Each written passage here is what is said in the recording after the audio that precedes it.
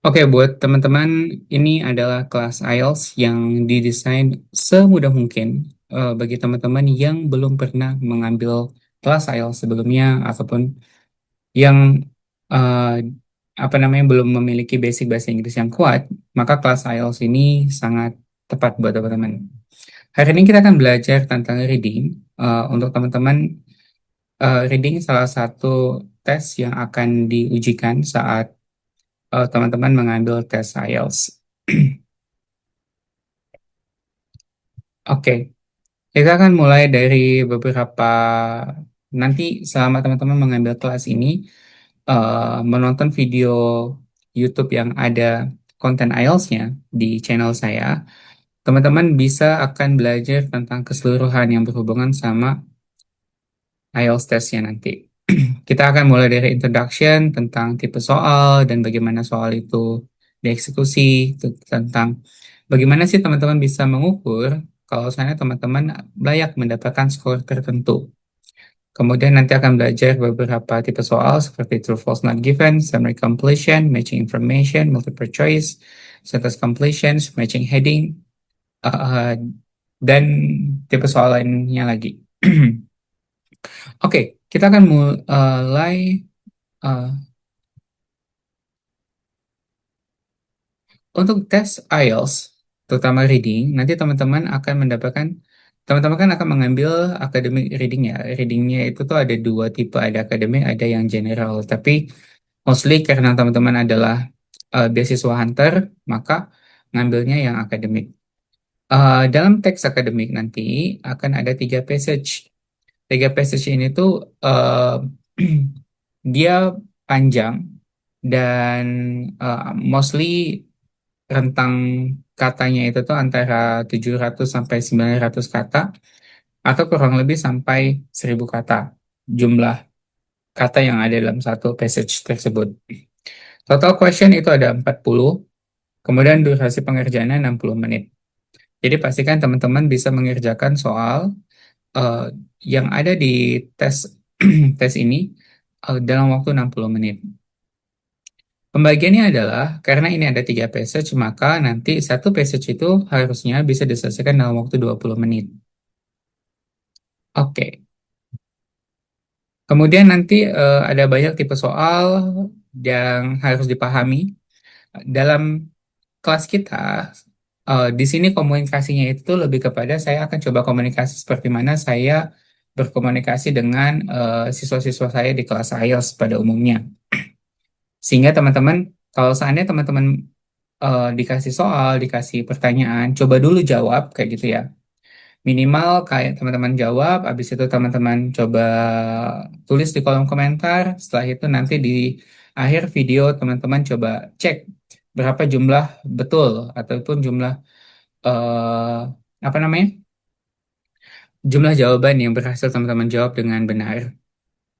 Kemudian ini adalah beberapa tipe soal, itu ada banyak banget sebenarnya, ada matching information, yang tadi di awal itu baru sebagian. Ada matching heading, true false not given, yes no not given, multiple choice, kemudian ada sentence completion, summary completion, diagram flow, table completion, kayak itu matching features, matching sentence endings, uh, classifying information, short answer questions. Idealnya kita akan belajar semuanya dan satu tipe soal itu biasanya akan saya coba pakai dalam satu video. Jadi teman-teman bisa belajarnya lebih spesifik pada masing-masing video. Ini kita masih bagian dari introduction ya. Kemudian kalau misalnya teman-teman pengen tahu berapa jumlah hasil skor teman-teman. Teman-teman latihan menggunakan buku Cambridge misalkan. Kalau misalnya betul 7, kalau misalnya betul 31 sampai 30 sampai 31, teman-teman bisa dapat skor 7. Sampai seterusnya berdasarkan jumlah betul yang teman-teman dapatkan. Jadi, kalau seandainya teman-teman pengen tahu nih skor teman-teman kalau seandainya ngambil tes, udah siap atau belum? Kalau seandainya konsisten, bisa betul 30 sampai 31 konsisten, maka teman-teman sudah cukup atau udah ready untuk mengambil tes IELTS.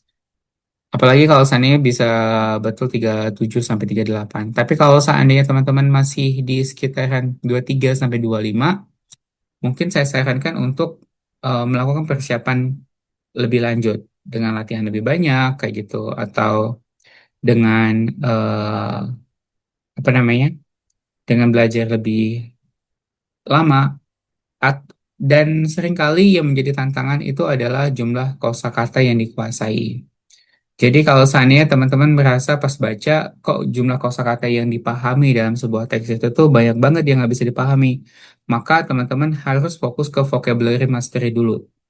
Jadi baca, temukan kosakata yang nggak dipahami, habis itu teman-teman coba cek di kamus kah, Google Translate kah, kayak gitu. Kemudian dicek bagaimana cara penggunaannya dan itu dikuasai, didalami day by day, kayak gitu ya. Oke, hari ini kita akan fokus ke true, false, not given aja.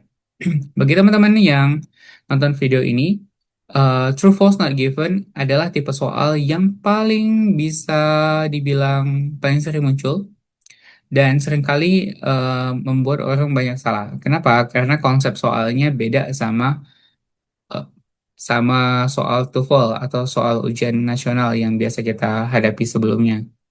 Jadi kalau true, false, not given itu adalah tipe soal di mana kita harus menentukan statement yang ada dalam soal itu true, berarti informasinya sesuai dengan apa yang ada dalam teks.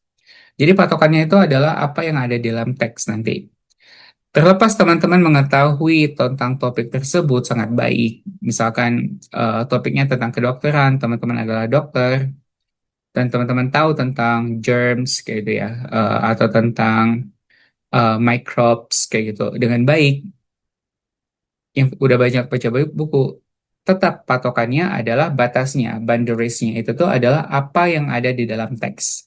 Nggak boleh kita menggunakan knowledge kita untuk mengconfirm apakah statement yang ada dalam soal itu tuh true, false, atau not given. Kayak gitu. Jadi patokannya adalah dalam teks. Kemudian kalau dia false, ketika informasinya contradicts. Contradicts itu, nanti kita akan belajar kayak gimana sih contradicts kayak gitu. Umumnya, secara umum dulu ya, contradicts itu tuh ketika teman-teman mencoba menemukan statement yang secara informasinya itu bertentangan, baik yang ada di statement dan informasi yang ada dalam teksnya nanti. Kalau not given, ketika sebagian atau semua informasinya itu tuh tidak ditemukan dalam teks. Jadi the information is not mentioned in the text or there is no enough information to decide. Jadi ketika teman-teman kayak pas baca bingung nih apakah ini true, false, atau not given, bingung antara mau bilang ini true atau false, maka kemungkinan besar itu adalah not given.